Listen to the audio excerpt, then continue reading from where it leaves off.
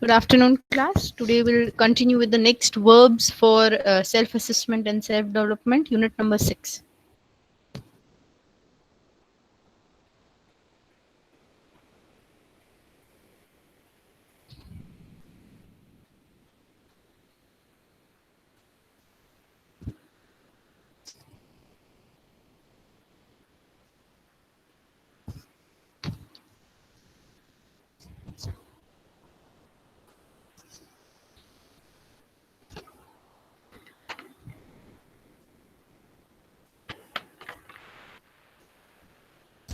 The 5 verbs or the action words that we have for today are assess, think, communicate, relate, and dream.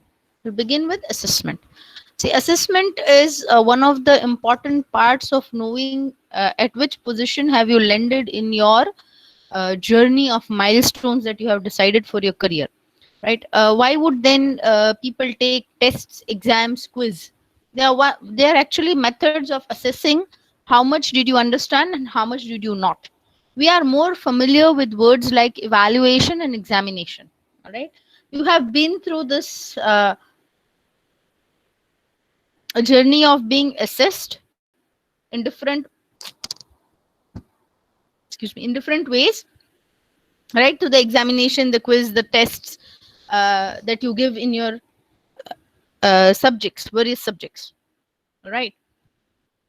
But here we're not talking about just assessing your knowledge. Here we're going to talk more about not only knowledge but assessing yourself as a person. How many milestones have you reached? What are the milestones that are remaining to be reached, and how can you pave way further to complete your journey to achieve one milestone that you have set for yourself? Now, why do we need to assess oneself? Remember, others can assess us, but a better way is we assess ourselves as well. There's always a competition that lies between not only you and others, but also between you as a person as well. So, what does human civilization tend to do? Human civilization actually tends to become better with each passing day. You become a better version of yourself. If you wish to progress, you become a better version of yourself with each passing day. So it means that you should compare that what you were yesterday, you have become better today, and you are willing to become more better, or you're willing to progress through towards best by tomorrow, right? So the assessment of self would actually lead you to progress, and you would be able to make markers in your progress, or you'll be able to mark your progress. Now, one of the methods, please mark this as a very important question from the exam point of view, is called the SWOT analysis. It's called the SWOT analysis. Now, what is it? You know, if you look at the word, it's just a fancy acronym for few things here and there. All right. So, what is a SWOT analysis? A SWOT analysis is one of the methods with which a person can find out, a person can find out various things about himself or herself, and will also be able to assess himself or herself. It is one of the methods. It is one of the methods of assessment. It is one of the methods of assessment. Right. So, what does this SWOT stand for?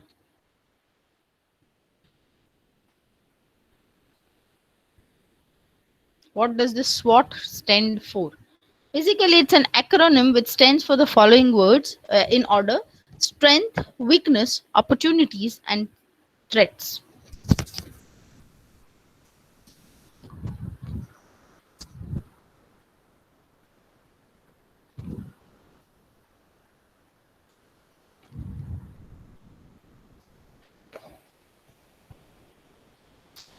It is basically strength, weaknesses, opportunities, and threats.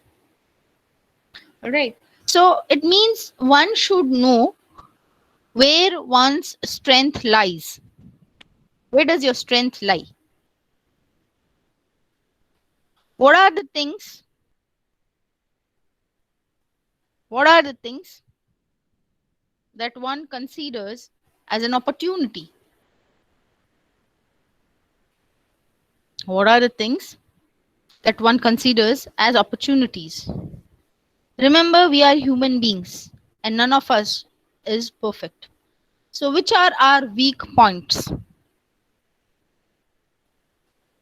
Then, things that threaten you to take the step forward towards your goal. That's where the threats lie.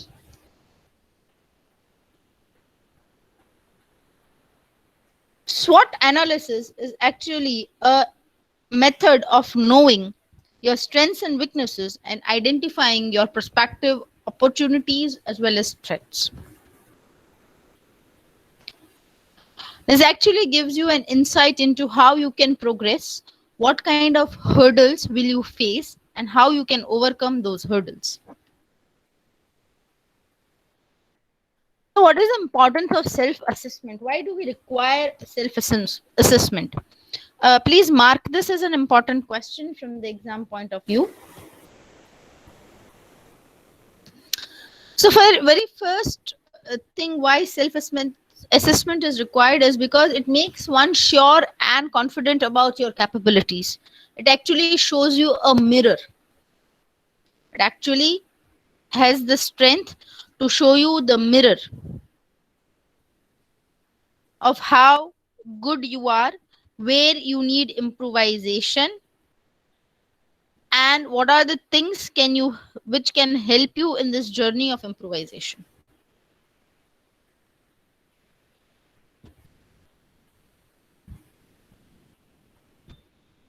Next, it actually reduces when you are quite aware about different stuff, it reduces your stress related to work and fear.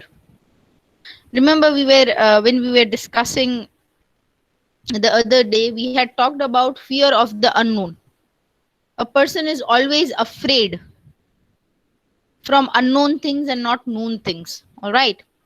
So, what happens over here is that fear of an unknown thing is eliminated when you analyze things, when you make sure, or when you have a thought, or when you know about things which are present.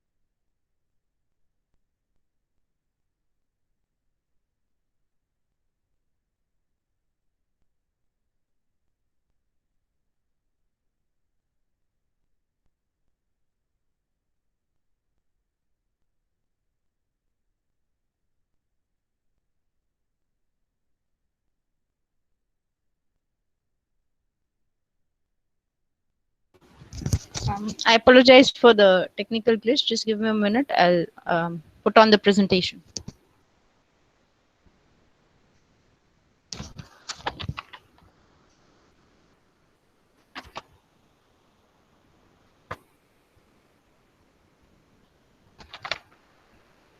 So I was discussing about improving self-assessment skills. You can mark this as an important question from the exam point of view, how you can improve your self-assessment skills. The first thing that you should do is to ask questions.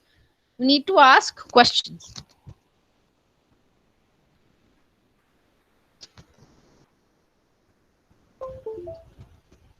Remember, whenever we have talked about any situation in a workplace, we've always taken questions as our guidelines. Right? If we answer the questions, we'll get the answer to the bigger question. So that's what the same thing you have to do in self-assessment as well. You have to ask about the what, why, and how part of the problem. If you ask these questions and then you try to find a solution, you will get solution, proper solution, and stepwise solution. Next thing that one should do is to script down clear-cut objective. The objective should be really clear. What do you or what are you willing to achieve? You should always note down the target and compare actual performance. Remember, not just noting down the target, all right? Not just noting down the target, but also comparing it with the actual achievements that have happened or that have taken place. If I do not compare it with my actual achievements, I'll never be able to realize the fact whether I have been able to achieve my target properly or not. Right? As I said, when you speak, you think that, I'll do this. When we think or we speak,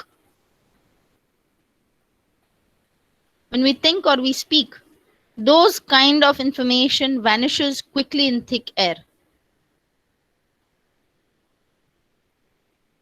Right? You might forget what you said earlier. You might not remember what kind of a target that you were that you have set for yourself. And that is why most of the time we have preferred writing. Same would be the case for self-assessment as well. You might not remember. You might not recollect what you thought of in the initial stages.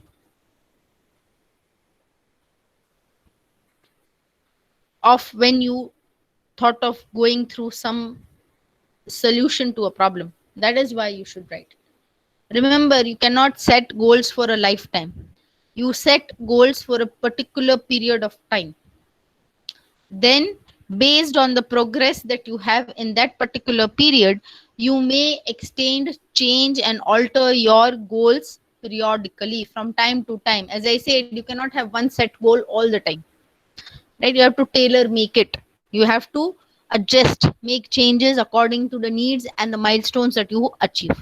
And the last thing that you should do is you should develop a personal grading system. Out of 10, how much do you rank yourself? Right? You need not disclose it to anybody, but that would be there for as your own yardstick to measure your own progress. So is the statement true or false? One must develop and use a personal grading system to improve one's self-assessment skills.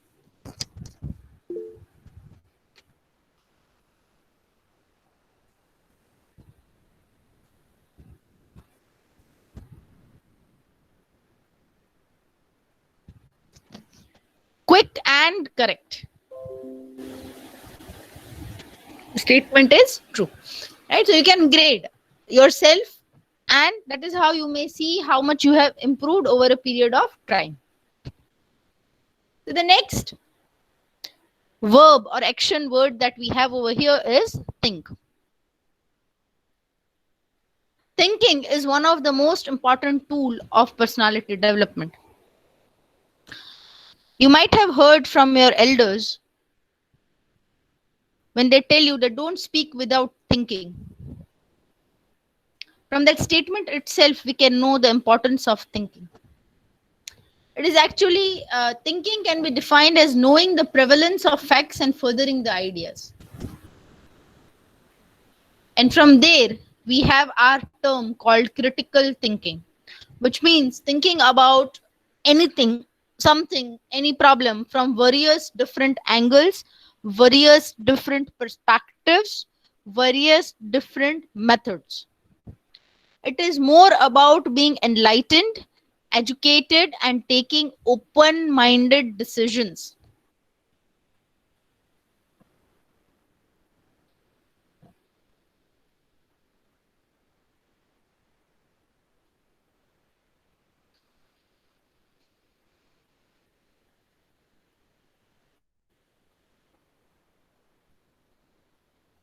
So, how to evolve critical thinking skills?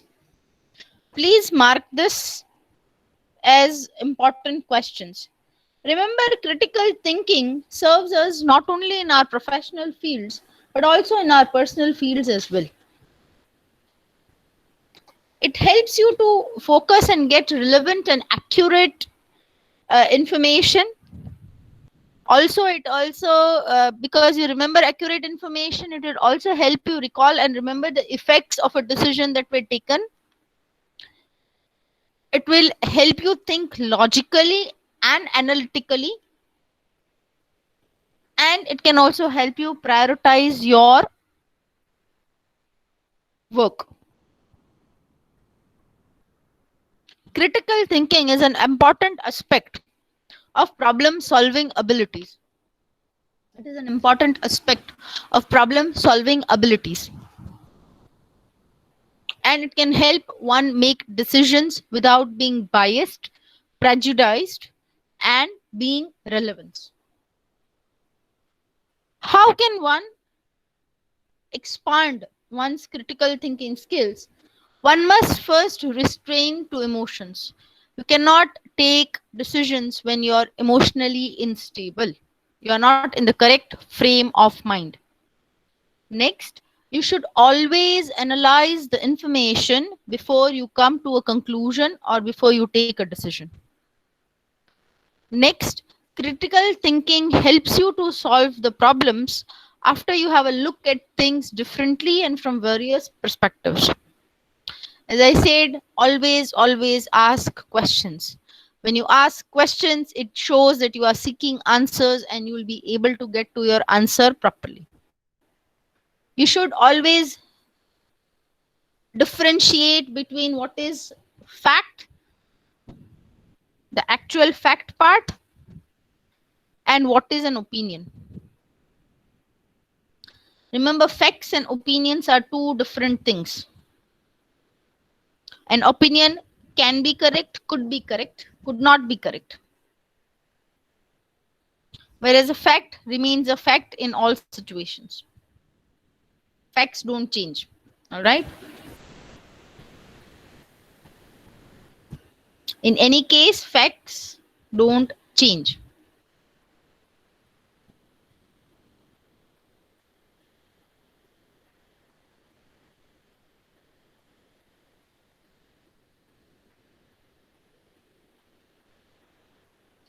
Next, seek the truth in argument and persuasion both. So, critical thinking skills are required only in a few professions.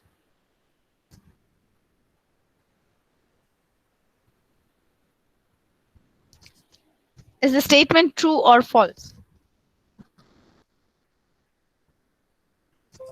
Quick and correct, as usual. The statement is false because critical thinking skills are not limited to any one profession.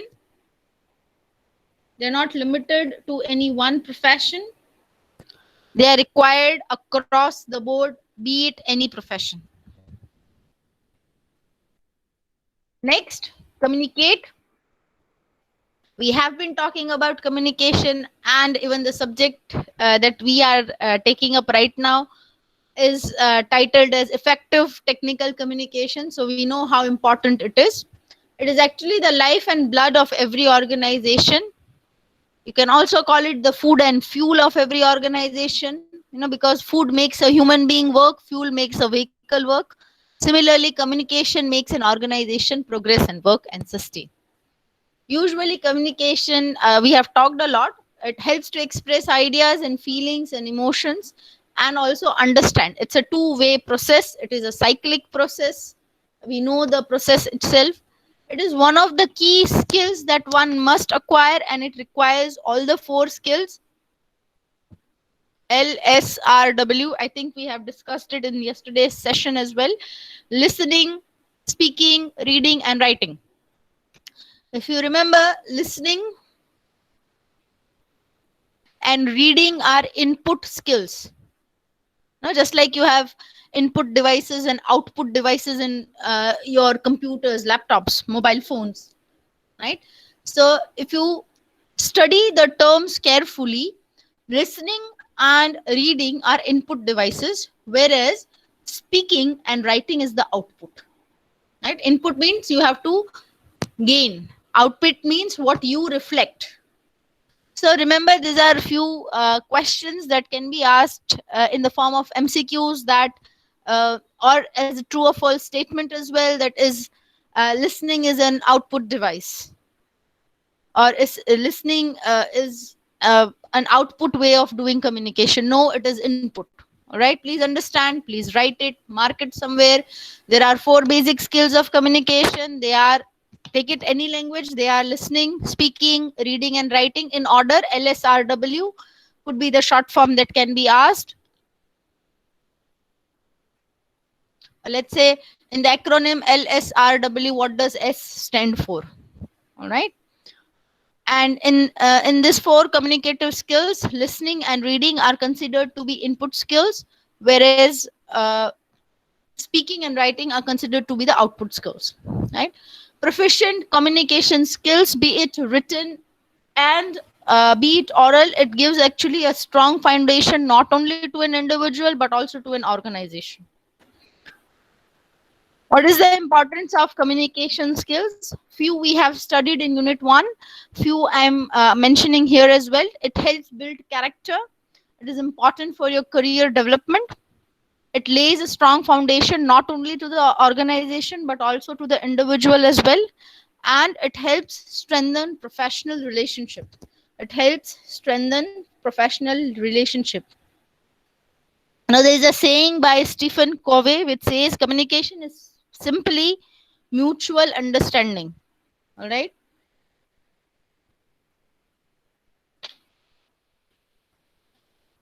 And as we all know, we cannot not communicate. We are human beings. We are social animals. We need to talk. We need to express even without words. It is all inclusive in the communication skills and the requirement of communication skills to develop yourself and assess yourself as well. So good communication skills weaken professional relationships and lay a weak foundation to any organization.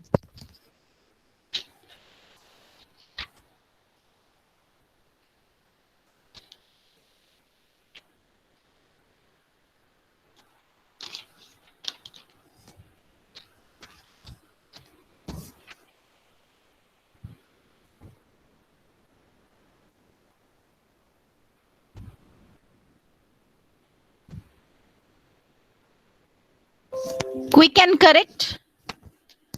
False. Good communication skills actually strengthen professional relationship and lay a strong foundation to any individual and any organization. So the next verb that we have is to relate. Life is all about relationship, be it a relationship between one person with another, a person with an organization, or an organization with an organization.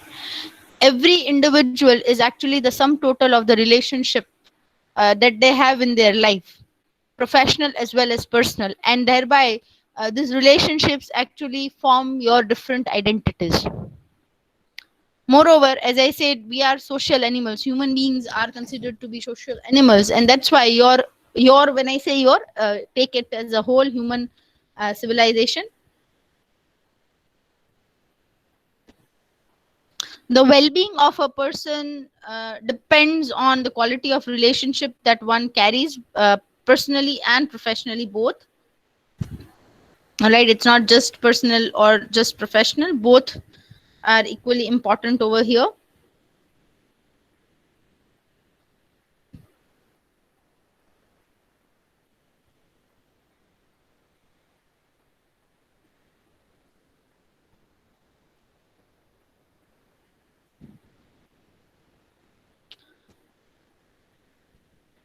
One's personal resilience is interwoven with the resilience of the communities to which you belong. Okay, you have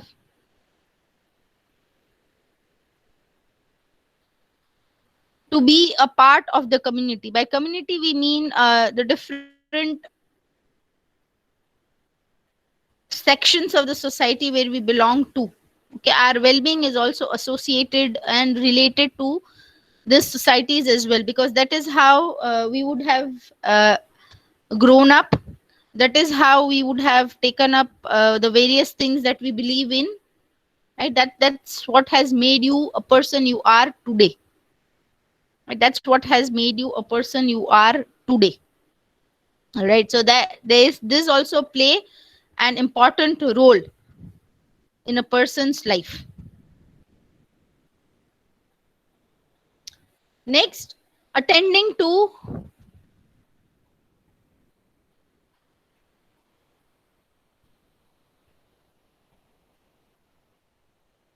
different and important relationship. Remember, relationships, whether being professional or personal, need time. The first step to nourishing a relationship or nurturing a relationship is time. You need to be there at the correct time and correct moment.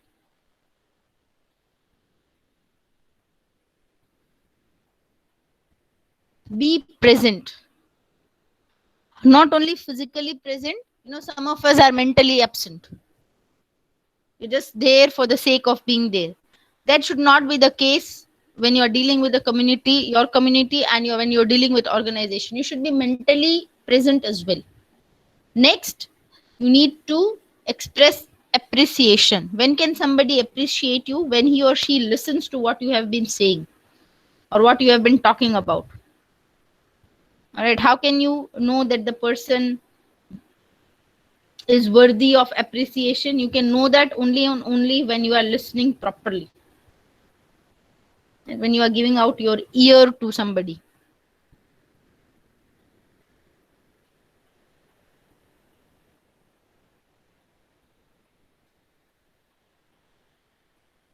Such cases, one needs to listen.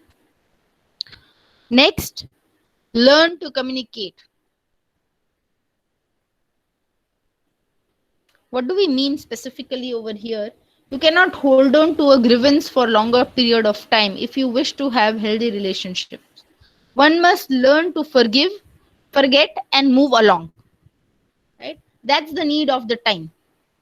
One needs to forgive, forget, and move ahead, which is the need of the time.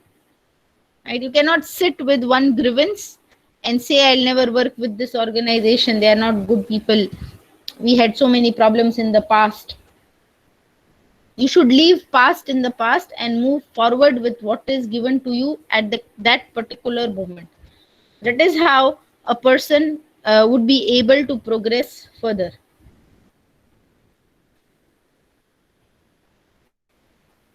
That is how a person would be able to progress further.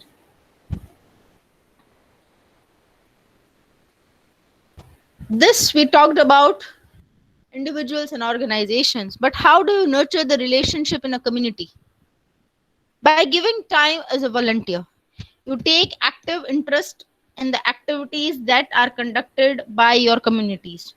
Let's say most of us would be a part of our youth community. You'd be having a Diwali get together. They have this bright student prize giving ceremonies. So you should be a part of it by attending it, being present there, being vigilant in it. Next, taking up a supportive role. If you cannot take a leadership role in your community, you may always take up a supportive role by supporting the ideas that are given in the community by various other people. Next thing that can be done is, in case you are capable of and you feel that you will be able to fulfill the role, you should assume the leadership role as well. You should assume the leadership role as well.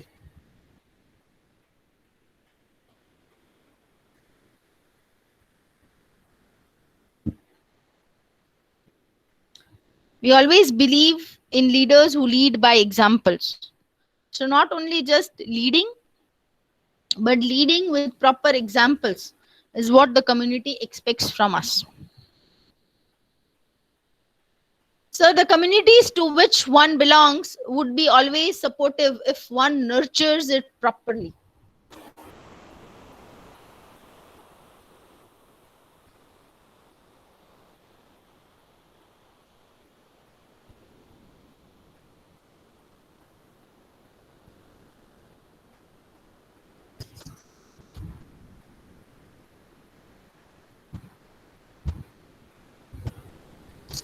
Excellent. The statement is true, right? The community will always come to your help, will aid to your help if you nurture it.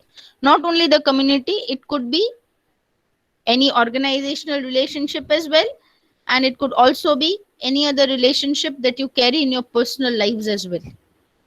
Right? Remember that every relationship will require little nurturing, little time from your side. And then only they would come to your aid. Right? They would come in times of your need.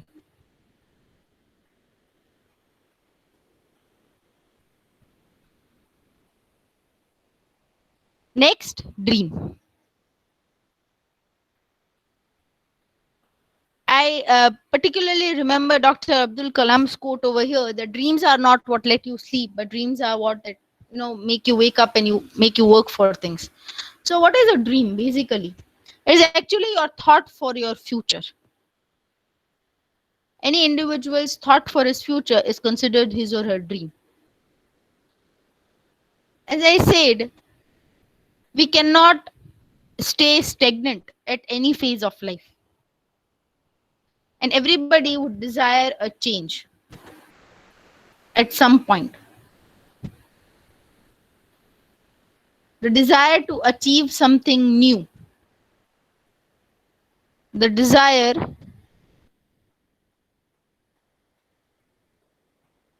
to achieve levels of excitement, to be focused on one's goals. Now, this desire to have something new actually enhances one's positivity and brings one back. It brings one back on track. It brings you back on track from where you can achieve your goal.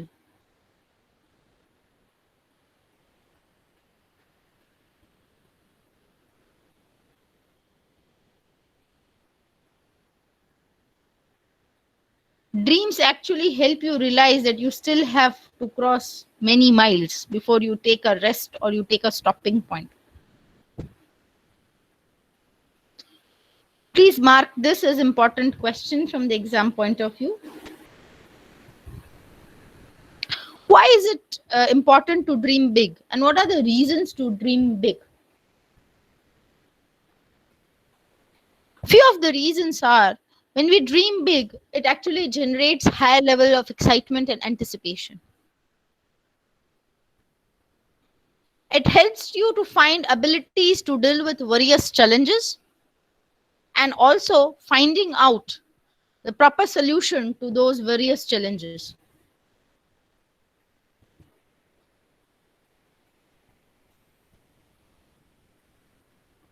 It helps you to overcome limiting beliefs. Now, I cannot do it. I don't know how to dance. How can I do Garba? I don't know the new steps of Rajkot. I know something from Ahmedabad or Surat or some other place. This is what, when you think, because Navratri is going on, so I have taken that example. When you think such things, it is a thought that is limited you from trying out your potential. It is limiting you from learning something new. But when you dream big, why can't I also dance? Let me give it a try. Would be just one step here and two step that side. 5 steps to the left and 6 steps to the right. Let me look at it. Why don't I give it a try? When you dream big, it helps you overcome this limiting thoughts that you have and helps you explore your potential to the maximum. It also, when you dream big, it helps you to develop new habits, new hobbies, and be passionate about learning new things. Moreover, it also helps you expand your network. So, is the statement true or false? Dreaming big helps one develop new habits, and improve the quality of life.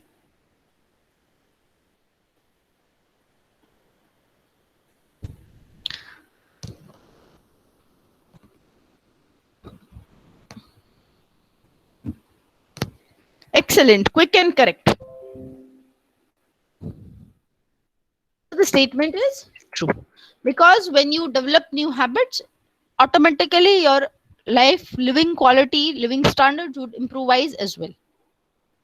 So we'll give a rest over here to the topics. Do we have any question answers or queries regarding what we have done till now?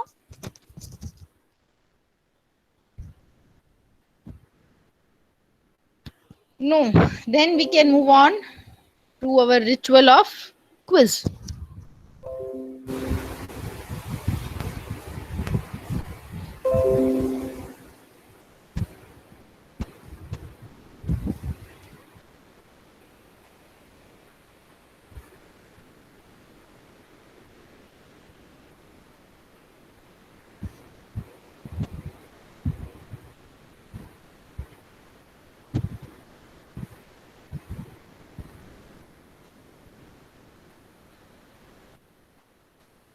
There you go. I have pasted the quiz link for today's quiz in the chat box. You may start attempting your quiz now.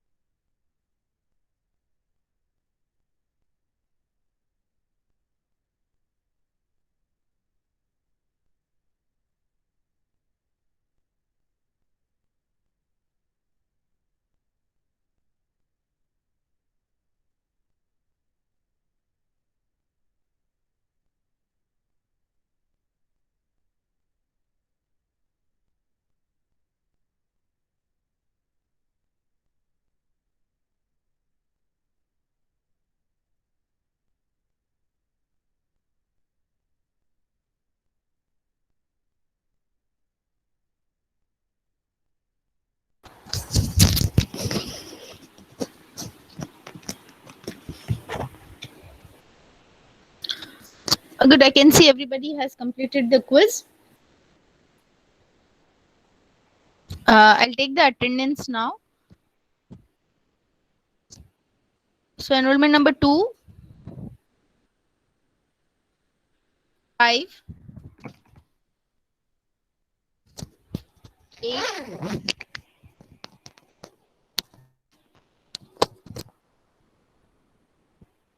9, 10, 12, 16, 17, 19, 24, 25,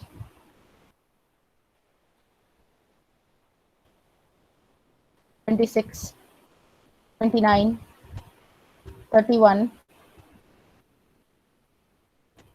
34, 35, 38, 44, 46, 47, 49, 50, 51, 53, 54, 56,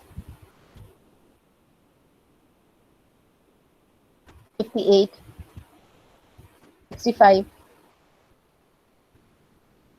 67, 68, 69, 72, 73, 82, 85, 89,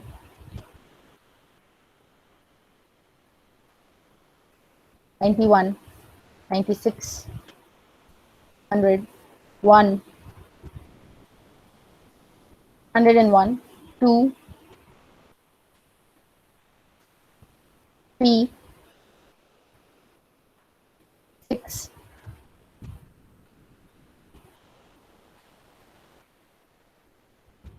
8, 17, 18, 19, 20, 21, 25, 26, 131, 134, 144. Let's pick out the absent numbers once.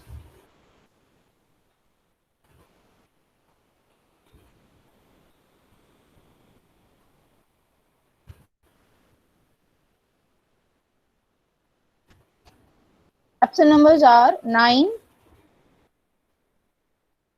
24, 25, 38,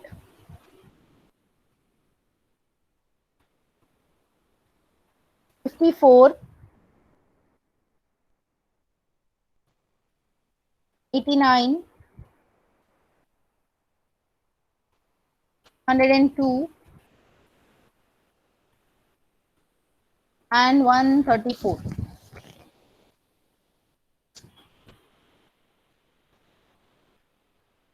69 is already present. All right. An important announcement to be made. The syllabus for mid semester 2 would be units 1, 2, and 3. The syllabus for mid sem 2 exam for ETC subject is unit 1, 2, and 3. Please bear in mind they would be even open-ended questions the way we have discussed in our lab sessions. Open-ended questions will also be there where you have to use your mind. This is the advice I would give to my friend, and you will have the options.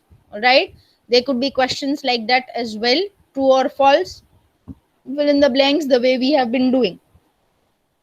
But unit 2 and 3 both are of practical nature. Unit 2 and 3 both are of practical nature. So remember, there would be open-ended questions as well. So prepare in that manner. Right. In case there are still students, I do have a list. I don't want to point out to people, but in case you are still pending to submit your book review and your resume, and Coursera certificate. In any case, please contact me, inform me about it. Otherwise, it will be considered your sole responsibility would be yours that you did not pay heed to the instruction that was given.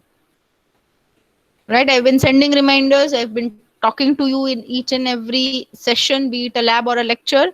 So, in case for any reason you are unable to submit something, please inform me, keep me informed. All right. And remember, please inform the other students who have not been present in the lecture sessions. I'll also drop a message in the WhatsApp group as well, that the units or the syllabus for mid semester 2 exam is unit number 1, unit 2, and unit 3. Unit 1, 2, and 3. Right. So we'll call it a day over here. Right. Thank you, class. Have a nice day. Thank you.